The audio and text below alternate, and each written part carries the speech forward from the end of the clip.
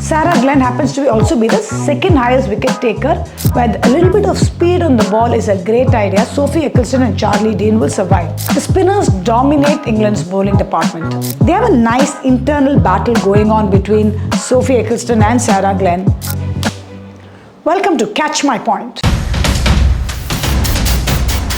Perhaps the most well-prepared team in the World Cup, England.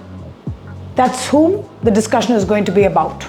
Although their preparation has been kind of diametrically opposite to the conditions they are likely to face in the UAE, they are currently playing in Ireland. They come with a lot of match experience behind them. The 100 also finished recently, and they've got a lot of good players building up towards the World Cup in the squad. Ireland stopped their 11-match winning streak, probably completely unexpected. But that will also mean that England are now a little more wary. Led by the most experienced of their players, Heather Knight, England have a brilliant mix of experience and youth in their squad. Heather Knight, a leader that England needs at the moment. They've always looked like they can win the World Cup.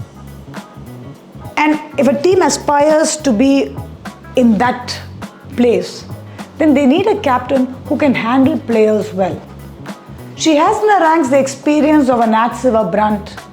Sophie Eccelstone, although not too old in age, is one of the most experienced and the #1 bowler in World T20Is. Along with her is Danni Wyatt, who's their highest run getter. In the last couple of years, she's been in some rip-roaring form. So if you want this eclectic mix of people coming and playing well and doing well for you, then you need a leader like Heather Knight. Irrespective of whether she's been amongst runs or not, the role that she plays in bringing these people together and performing is going to be vital. Nat Brunt, their most experienced batter and probably the most prolific of them all. She comes in at number 3, controls the top and the plays through the middle, and can accelerate at any point in time. Danni Wyatt will be probably opening the batting. She's been leading the charts as far as run getters go. She's got a fantastic strike rate at 136.71. So if that's the kind of start she's going to give, followed by an NSB, then England have nothing much to worry about. In the bowling department, England depended a lot on Sophie Eccelstone, Sarah Glenn, Charlie Dean.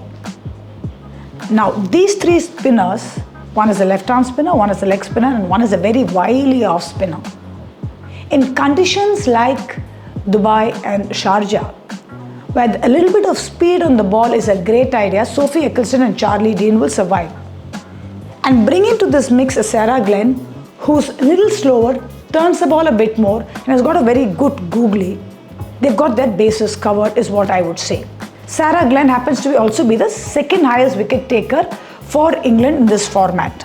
Conditions in Dubai and Sharjah also means that the ground dimensions aren't much. So to have bowlers with the kind of variety that England have. Having finished with the batters, let's get to the bowling department. The spinners dominate England's bowling department. Charlie Dean, the wily off spinner, Sarah Glenn, their leg spinner, and the one bowler who probably makes heads turn all across England, Sophie Eccelstone. She probably will be a prized quantity even in the England men's circuit. That's the kind of bowling we're talking about. Imagine having an economy of 5.79 and an average of 13.79 in T20s, which means in the 4 overs that she bowls, she not only doesn't give away runs, but picks up at least 2 wickets every game. To add to that, she can give the ball a good tonk. But it's not her batting that she's known for, it's the bowling. The #1 bowler in the world in T20Is. Now she's going to have a whale of a time. A little skiddy surface in Sharjah, although it helps batters, slightly shiny surface will allow Sophie Eccelstone to shine in the shiny surface. Despite the fact that the dimensions are small, we keep talking about dimensions being small, I don't think she's somebody who's going to give width. The only player or the only country that has taken the attack to Sophie Eccelstone, in my opinion, has been India. That's been Smriti Mandhana, who hasn't allowed her to kind of settle. She uses her feet really well. But despite that, Sophie Eccelstone looks like she's going to have yet another fantastic World Cup. Sarah Glenn follows her very closely in the ranking. She is the second highest wicket taker for England.